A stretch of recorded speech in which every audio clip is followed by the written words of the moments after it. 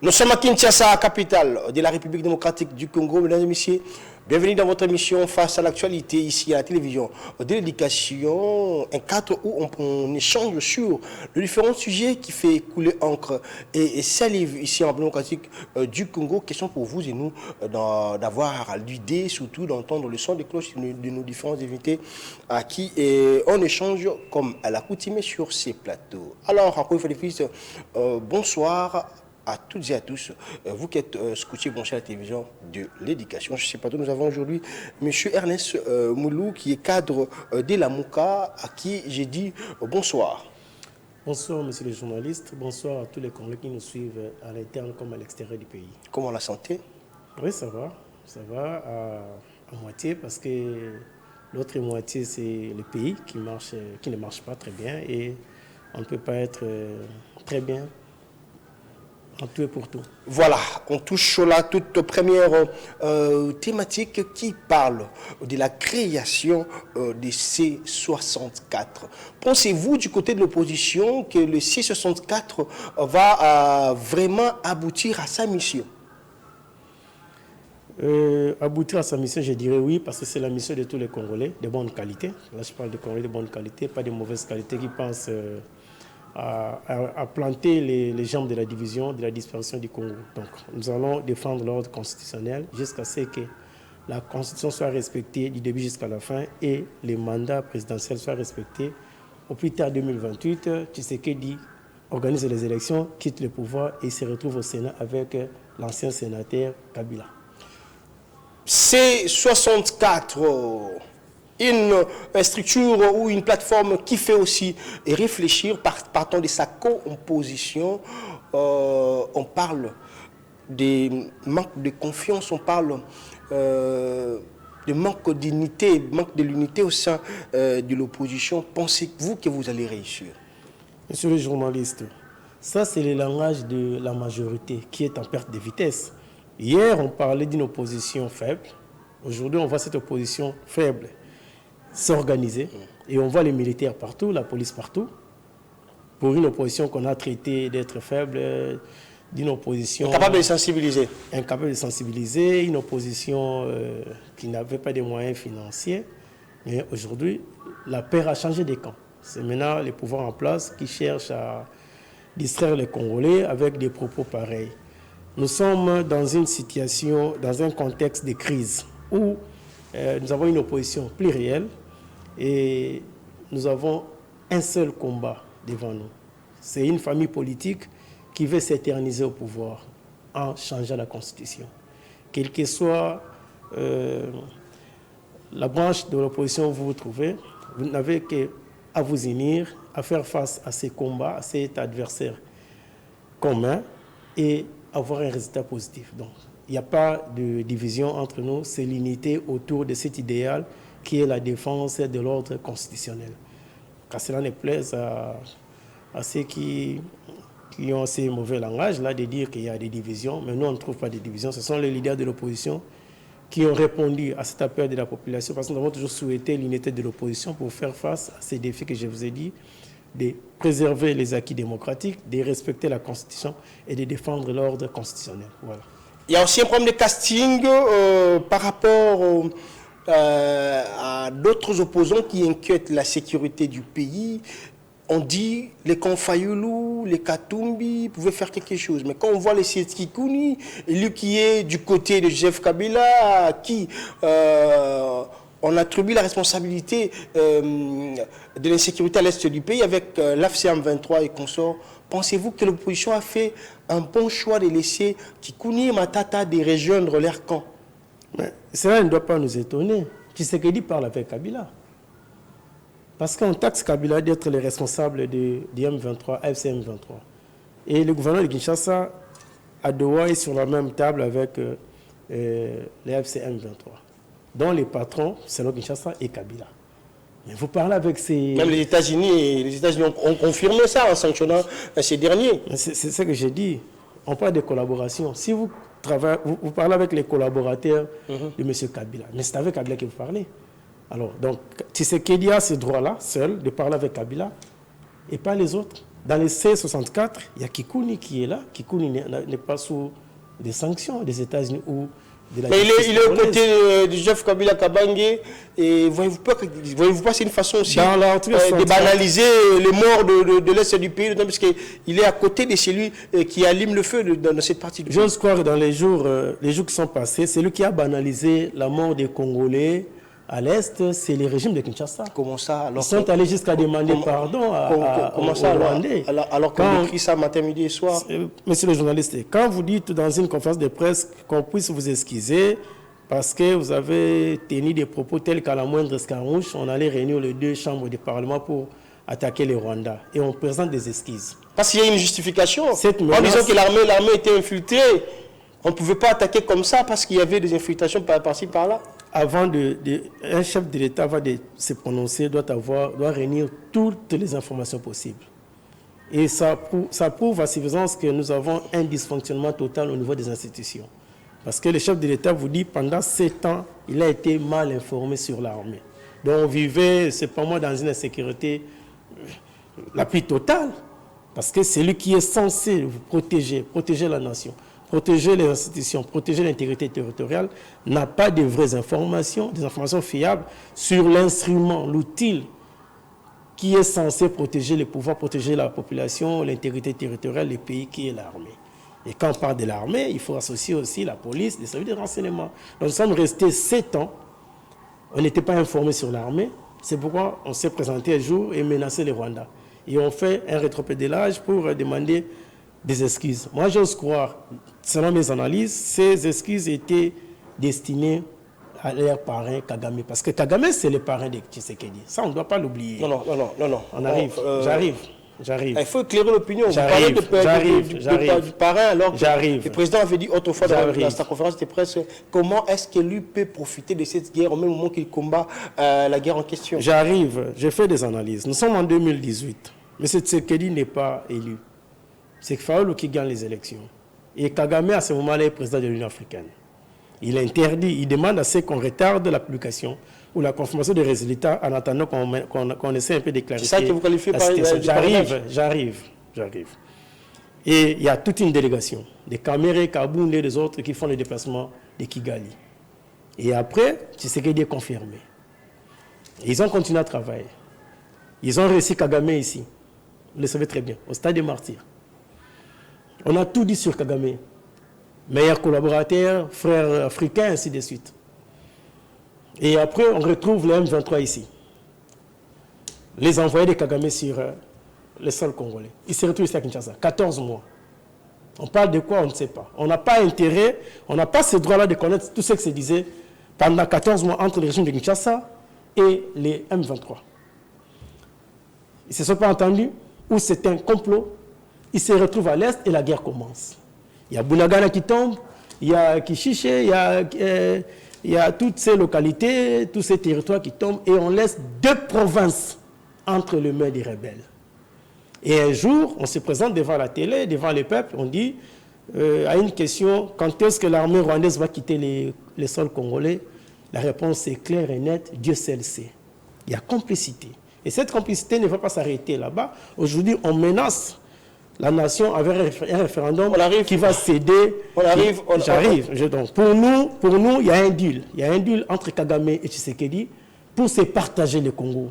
On laisse les provinces là sous occupation à Kagame et Tshisekedi va gérer le reste de la République. Pour nous, nous sommes dans cette conclusion. Kagame, Nanga, Kabila, Tshisekedi et les autres jouent le même jeu pour piller le Congo. Voilà. L'opposition aujourd'hui parle au nom, entre guillemets, de la population. Nous voulons barrer la route. Non, pas au nom de la population. Pas entre guillemets. Nous voulons l'intérêt de la population. De l'autre côté, on voit aussi la majorité parle de l'intérêt de la population parce qu'il faut changer la constitution. C'est important pour que ça soit adapté à ces réalités. Mais l'opposition a commencé le jeu de chaises vides. Là où on parle de pays, au Parlement, là où il y a la représentativité du peuple, et l'opposition sèche la plénière alors qu'on examine pour voter la loi, la proposition de loi relative au référendum en République démocratique du Congo. Monsieur Ernest Moulou, pensez-vous que cette politique de siège vide va encore payer la République démocratique du Congo, ou bien il a fallu rester là pour débattre? Ça valait la peine de quitter ces palais du peuple sans les peuples, parce que c'est un complot. Palais du peuple sans les peuples? Oui. Quelle nuance? Oui, oui. Le peuple n'est pas là. Et la majorité de ces mercenaires politiques qui sont au palais du peuple. Le terme. Vous parlez de mercenaires alors qu'il y a des élus. Ils n'ont pas été élus. Ils ont été nommés sur une liste élaborée et signée par Kaboul. Nous croyons à ce qu'avait dit. Je parle de la réalité politique. S'il vous plaît. Je parle de la réalité politique. Ce sont des mercenaires au palais du peuple parce qu'ils n'ont jamais traité des questions liées aux desiderata, aux attentes de la population. Ils jouent les mercenariats. Quand Aimé Boji dit si les opposants veulent sortir, ils peuvent sortir, mais qui n'estigmatisent pas la population, qui ne déforment pas l'information, donne l'impression que les référendums se faisaient à l'Assemblée nationale, alors qu'ils sont là pour légiférer et ils font que leur travail. Pourquoi Kamere est parti du perchoir de l'Assemblée nationale et être remplacé par Aimé Boji? Parce que Kamere a refusé d'assumer cette responsabilité de balkaniser le Congo. Et Aimé Boji a accepté cette mission-là. Parce que les référendums, aujourd'hui, égale balkanisation. On ne doit pas se voir la face. Vous allez... Comment ça? Parce qu'on donne la part de s'exprimer sur une question à l'intérêt de la nation. Les référendums sont orientés pour deux aspects. Soit c'est la modification du territoire, soit c'est la modification de la loi. Alors pour l'Union sacrée, aujourd'hui, les référendums sont orientés dans quelle direction? Parce qu'elle ne parle pas de modification de la loi, il parle de changement de la Constitution. C'est un coup d'État constitutionnel. Et vous allez décider au nom de ceux qui ne vont pas participer à ces référendums. Même ces mercenaires qui se disent élus du Nord et du Sud Kivu. Une fois les référendums organisés, alors dans leur logique, les deux qui vous ne participent pas. Et les touristes. Au nom de quel principe ils vont continuer à siéger pour ces populations du Nord, Sud, qui les ont élus, mais qui n'ont pas participé au référendum. On ne peut pas parler avec la République. Et moi, je les considère des mercenaires. Et l'histoire nous donnera raison. Ce sont des mercenaires, ils ne sont pas les élus du peuple. Et il faut savoir aussi qu'en 2023, il n'y a pas eu d'élection. Il y a eu 6 000 actes d'élection. Je vais citer pour dire que le jeu du pouvoir aujourd'hui, c'est de concrétiser tout ce que la communauté internationale a toujours souhaité pour la RD Congo, la dislocation. Pour ne pas parler de la disparition, comme l'a dit le prix Nobel de la paix, Denis Mukwege. Vous vous maintenez sur l'article 64 de la Constitution, au Balbaralinga, Oui. Mais le deuxième, vous n'attirez pas attention à ça. On dit que cette même disposition vous bloque aussi. Non, ça ne nous bloque pas. Nous, on n'a pas cherché à prendre le pouvoir par la force. Il n'y a pas une tentative de renversement de l'ordre constitutionnel. Ce sont eux qui souhaitent, organiser un coup d'État constitutionnel parce que la Constitution ici ne prévoit pas son changement.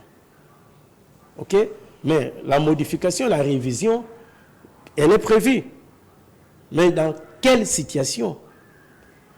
Non, ça ne peut pas être réalisé pendant que vous avez l'état de siège, l'état d'urgence ou l'état de guerre, pendant qu'il y a un intérim à la présidence de la République, pendant que les deux chambres du Parlement ne sont pas capables de se réunir. Il y a certaines conditions pour qu'il n'y ait pas référendum. Et ça, c'est l'article 217.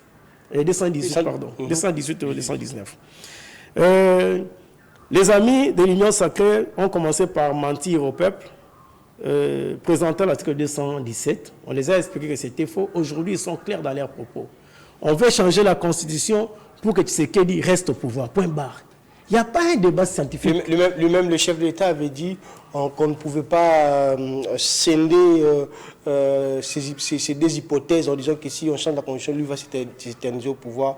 Il veut seulement doter la population congolaise d'une très bonne Constitution. Monsieur les journalistes, même un enfant de l'école maternelle ne croira pas à M. Tshisekedi. Lorsque vous changez la Constitution, les deux mandats tombent. Nous avons une nouvelle... Qui va bénéficier? Qui va bénéficier de ce compteur à zéro? Qui va bénéficier? C'est vous qui gérez. C'est vous qui gérez. Donc, ne prenez pas les Congolais pour des derniers des classes. Nous avons fait de bonnes études. Peut-être qu'il y a certains qui n'ont pas eu cette chance-là, parce qu'ils pensaient les richesses de leurs parents devaient aussi qu'ils soient les bénéficiaires. Les richesses matérielles, oui, mais pas les richesses intellectuelles, morales, ainsi de suite. Opposition. Ils sont en dehors de la réalité. Nous disons, cette histoire ne passera pas. Ils vont rencontrer le peuple sur leur chemin. Parce qu'ils ne représentent plus le peuple. Ils ont comploté contre le peuple, contre la nation, et nous, étant vivants, nous ne laisserons pas cela passer. Opposition congolaise face à cette question du changement de la Constitution, vous avez déjà commencé des opérations en lançant plutôt la date du 3 juin comme ville morte. Vous n'avez pas eu peur que ça rate, que ça ne tient pas, que ça ne tient pas et le pouvoir puisse avoir raison, voilà, opposition incapable de sensibiliser la population. Nous avons dit aux Congolais de rester à la maison le 3 juin. Attendons voir. Attendons voir, parce que nous leur avons dit c'est une désobéissance civile face au forcing, aux forfaitures que M. Tshisekedi et l'Union sacrée veulent faire dans ce pays et aider Kagame à récupérer l'Est de la République. Donc les vrais complices de Kagame sont à Kinshasa, qui veulent le référendum sans l'aider qui veut l'Ituri, et cela va faciliter la balkanisation. Vous avez directement entamé des actions contredisant ici la mise en œuvre ou la mise en application de la loi qui vient d'être adoptée, la loi référendum qui vient d'être adoptée à l'Assemblée nationale. Mais vous n'avez pas commencé par sensibiliser cette population-là sur les questions majeures de la Constitution, parce que je ne pense pas qu'une dame qui est en Congo, exemple, à Bokungui, qui est là, parce que beaucoup de gens pensent que le Congo c'est seulement Kinshasa et consort, et sont au courant de ce que dit la Constitution, surtout au contexte dont nous faisons face actuellement. Est-ce que vous avez déjà prévu ces sensibilisations pour faire comprendre à la population? Nous sommes avec le peuple chaque jour. C'est pour cette raison que les caciques de l'Union sacrée et les communicateurs de l'Union sacrée fuient les débats scientifiques, intellectuels sur cette Constitution. Il n'y a aucun communicateur de l'Union sacrée ou cadre de l'Union sacrée qui se présente sur un plateau de télévision et commence à lire la Constitution et expliquer au peuple que cet article nous oblige à céder 300 km au Congo-Brazzaville, le fleuve y compris, si nous sommes en conflit avec le fleuve, tel qu'on a désorienté le président de la République, pour dire que l'article 217 nous obligeait à céder l'Est de la République. Il n'y a aucun qui peut se présenter pour nous dire que voilà l'article 220 bloque le chef de l'État pour engager l'armée, les forces de sécurité pour récupérer les territoires occupés par l'ennemi. Il n'y a personne qui peut passer à la télé pour vous dire ça. Il n'y a personne qui vous dira que voilà tel article empêche M. Tshisekedi de réduire les trains de vie des institutions pour qu'on n'ait pas dans un pays où la justice sociale est bafouée jusqu'à sa dernière, considération. Un enseignant touche moins de $200 et un député touche 23 000 $. C'est comme si ce député-là est né comme Jésus-Christ, par l'inspiration du Saint-Esprit, et que l'enseignant est voué à mourir pauvre, à faire les pieds de son lieu de son domicile jusqu'à son lieu de travail. Il faut donner à un militaire moins de $150. Il meurt au fond là-bas, il ne s'occupe pas de sa famille, mais on peut honorer facilement les musiciens, les joueurs avec des véhicules, des grosses sommes d'argent, parce qu'ils sont spéciaux par rapport aux autres Congolais. Donc ils ne vont pas dans ces débats où l'intérêt du peuple, la justice sociale, le bien-être et la paix trouvent leur fondement.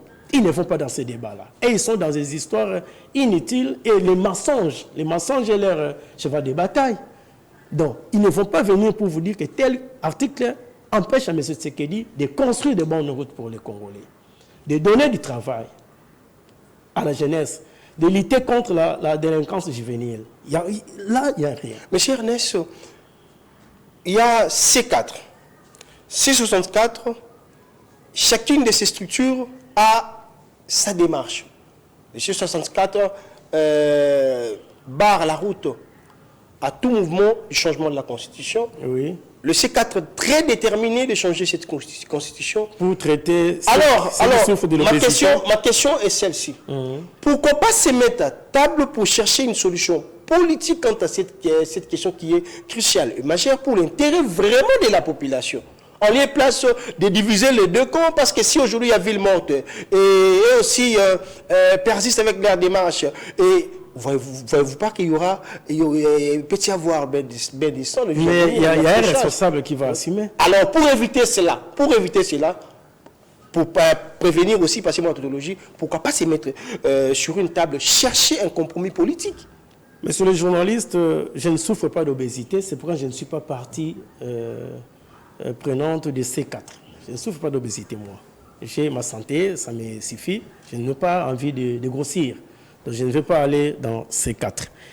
Mais vous combattez pour avoir le pouvoir pour grossir. Non, nous combattons le C4 parce qu'il y a une démarche derrière ça. Quand on dit C4, on parle de 4 espaces linguistiques. Regardez votre caméra. Hein? On parle de 4 espaces linguistiques. On parle de... Moi, je leur ai dit, vous voulez qu'il y ait 4 républiques en RD Congo? Pourquoi nous parler d'espace linguistique? Nous sommes Congolais. Moulouba, Moukongo, Moussoaili, Mungala, nous sommes Congolais. Mais quand vous êtes dans la logique, c'est 4. J'ai dit ça à Lingala pour une bonne audition. C'est 4, on dit 4 espaces linguistiques. Donc, on veut vous dire que il n'y a aucun mal qu'il y ait une république de Bangala. Une république ça, c'est votre compréhension. Hein? Oui, j'ai compris. Voilà compréhension. Et je refuse cela. Parce que je ne vois pas qu'on parle de C4 et qu'on fasse allusion aux 4 espaces linguistiques. Pourquoi nous rappeler cela? Pourquoi, au moment où la cohésion nationale est très faible, affaiblie, nous avons un problème d'unité nationale. Et on vient vous parler en termes de Bangala, Congo, Swahili, pourquoi nous rappeler cela? C'est pas bon. À ma question, s'il faut... J'arrive. Nous sommes les premiers, nous, la MOCA, à faire une étude approfondir la situation qui traversait les pays à l'époque, la nation, jusqu'à aujourd'hui, à demander le dialogue. Même avec ceux qui ont pris les armes. Et on refuse de parler avec Kabila, on refuse de parler avec Nanga, mais on vient vous dire le matin qu'on n'a pas de vraies informations sur l'armée. C'est-à-dire quoi? C'est-à-dire que nous sommes incapables de récupérer les territoires. Une proposition de votre autre. J'arrive. Votre proposition est jugée calquée. J'arrive. Votre intérêt, il fallait demander même une fonction appropriée pour lui. C'est faux. C'est faux. C'est faux et archi faux. C'est faux. S'il y a un monsieur qui est la majorité, avec M. Tshisekedi en tête, a toujours supplié pour le rejoindre, c'est Fayulu. Et si on était partie prenante dans cette démarche, on serait là-bas avant Katumbi, avant Bemba, lorsqu'ils ont créé l'Union sacrée. Nous avons dit, niet, on ne va pas être ensemble pour détruire les pays. Et s'il y a quelqu'un qui devait prendre les armes, parce qu'on est assoiffé du pouvoir, ce serait Fayulu. Et le peuple allait l'accueillir, parce qu'il a été élu en 2018. Mais vous l'avez suivi. Il ne prendra jamais les armes. Jamais alors. Aucune même coalition avec ceux qui ont pris les armes contre son pays. Alors que l'IDPS a toujours accompagné les différentes rébellions dans ces pays. J'arrive. Donc l'IDPS a toujours accompagné les rébellions dans ces pays depuis l'AFDEL jusqu'à aujourd'hui. Ils ont été avec M23 14 mois ici à Kinshasa. Nous sommes les seuls. Et moi je suis fier d'avoir un leader qui n'a jamais pris les armes contre son pays. Et qui ne pense pas prendre les armes contre son pays. En quoi est-ce qu'il avait dit qu'on a roulé? Enrôler qui? En quoi c'est Fayulu avait dit qu'on avait roulé? Non, c'était quoi? J'ai discuté hier avec un ami de la majorité pour leur dire que nous sommes venus avec une proposition. Parce qu'on a toujours dit dans ces pays, l'opposition ne propose rien. Nous sommes venus avec les camps de la patrie. C'est pour dire qu'au-delà de nos divergences politiques, au-delà de ce que nous sommes, opposition majorité, mais la patrie est à danger. Et c'est sur son plan existentiel, ce qui est grave. C'est le Congo qui est menacé de disparition. À notre époque, à notre génération, qu'on nous traite demain avec les générations futures pour avoir fermé l'œil, pour avoir été inactifs face à cette dérive, on ne l'accepte pas. Mais c'est ce que dit, voilà les plans de sortie que nous avons. Nous proposons le camp de la patrie. C'est le camp de tous les Congolais qui refusent la balkanisation, qui refusent de trahir la nation pour n'importe quel intérêt. Nous refusons. Restons unis défendons la République, et après cela, chacun va regagner son camp. Opposition comme majorité, les jeux vont continuer. Mais pour le moment, on n'a pas besoin de toutes ces divergences. Nous regardons dans une seule direction, et un seul objectif, c'est sauver le Congo. Parce que nous sommes menacés de partout. Ils n'ont pas compris cela. C'est pourquoi on dit, nous avons été roulés. C'est dans ce sens-là. Ah, c'est okay. pas qu'on pas parce que vous avez demandé... Non, loin de là. Loin de là. Et penser qu'il fallait venir chercher les postes. Parce qu'il y a eu même une proposition, vous prenez ça, il a dit, c'est pas ça mon souci. C'est d'abord défendre la nation, pour qu'on ne soit pas traité, je dirais, aujourd'hui on nous traite des ignares, même par la presse togolaise, moi ça me fait très mal. La République des ignares, c'est sorti des Togolais. J'ai suivi cette allocution que je condamnais aussi. Voilà, l'Afrique nous regarde. Et nous, on ne sait pas prendre conscience. On pense qu'on est là, tout nous est permis. Alors que la nation est en danger, la nation va à sa disparition. Alors, si la nation est en danger, pourquoi pas se mettre, pourquoi pas persister sur le consensus, pourquoi pas persister sur les négociations entre politiques congolais, afin de donner l'éclairage quant à ces C'est lui qui bloque la machine pour qu'il y ait un dialogue sincère entre Congolais, entre fils et filles du pays, pour que nous puissions avancer. C'est M. Tshisekedi qui continue à poser des conditions, tout en étant parti au conflit. Ce qui n'est pas bon. On devait laisser ceux qui ont reçu mission de la médiation, de nous présenter les règles du jeu. Et chaque partie prenante viendrait seulement avec son cahier de charges. Mais quand tu dis il y aura dialogue, mais c'est moi qui Kinshasa, là ça ne va pas. Vous ne voulez pas avancer. Donc M. Tshisekedi fait semblant d'avancer de 2 pas et recule de 5 pas. Mais entre-temps, le pays s'embrase et puis le peuple continue à souffrir. Vous avez pensé au Congolais qui est à Bunagana aujourd'hui? Vous avez pensé au Congolais qui est à Goma, à Bukavu? Donc c'est ça le problème. Et lorsqu'on est ici à Kinshasa, dans ce pays du peuple sans les peuples, on peut se permettre de faire tout. Et je profite de votre occasion de ces plateaux pour interpeller les soi-disant leaders du Nord, du Sud, Kivu. Pourquoi pas être un peu modeste en disant je sensibilise mes frères leaders de l'Ituri tout court. On les passe des sous-estimés. D'élégance, s'il vous plaît, devant des situations qui ont trait à la disparition de ma nation, je ne sais pas être tendre. C'est la nation qui est menacée.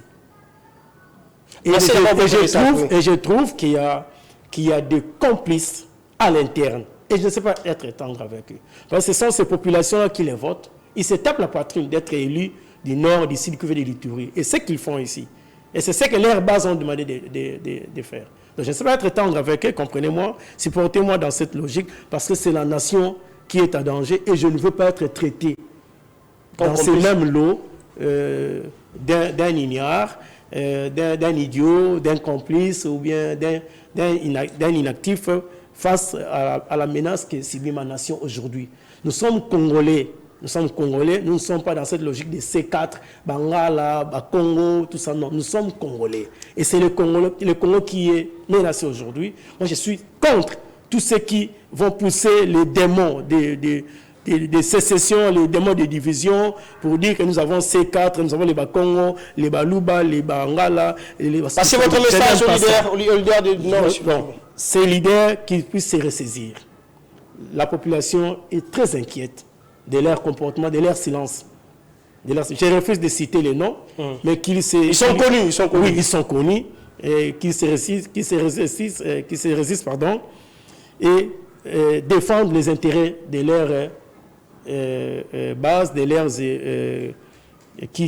leurs votants, parce qu'ils seront obligés d'en rendre compte de ces mandats, bien que ça a été, avec toutes les couleurs que nous connaissons, ils ont été nommés, mais dis-moi, c'est aussi une forme de désignation qui n'est pas acceptée en démocratie, mais dis-moi, ils sont là au nom des Ituriens, des Sud Kivusiens et des Nord Kivusiens, qui défendent les intérêts de leur base, de leur population, et qu'ils cessent de collaborer avec ceux qui ont reçu mission de céder l'Est à Kagame, et la seule voie qui peut les aider à ne pas se présenter à visage découvert, c'est les référendums. Voilà, nous sommes presque à la fin de notre entretien.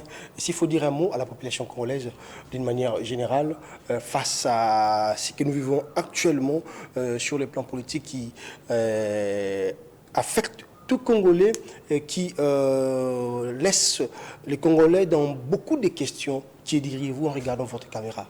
Je demanderai aux Congolais de rester unis et de défendre la nation ensemble. Le Congo, c'est le seul État que nous avons, la seule patrie que nous avons. On nous a laissé ces Congos parce qu'ils sont partis. Nous avons aussi l'obligation de les laisser intacts à ceux qui viendront après nous. Voilà. Voilà. Une petite question aussi de curiosité avant de se séparer. Oui. Parce que ça me monte à la tête. Si aujourd'hui, le 3, la date que vous avez prévue ne tient pas, ou soit votre démarche se tient, et que la majorité change des formules en disant le président reste en fonction jusqu'au, comme avait fait autrefois les gens des Kabila, quelle serait votre démarche? Raison pour laquelle on s'est dit pourquoi pas s'y mettre ensemble. En petite ligne pour ne pas aller chez nous à la fin. Oui. Ce n'est qu'une première action que nous lançons pour le 3 juin. Il y en aura d'autres après le 3 juin jusqu'à ce que nous obtenons gain de cause pour cette défense de notre constitution qui fait de nous Congolais. Merci beaucoup, c'était là M. Ernest Melou, cadre d'Ilamouka. Avec lui, on a eu à échanger sur des questions majeures qui fait couler encre et salive à notre pays, à la République démocratique du Congo. Merci d'être passé, merci de donner votre opinion C'est moi qui vous remercie. Et puis, laissez-moi remercier aussi l'équipe qui vous accompagne dans cette belle émission. Merci beaucoup.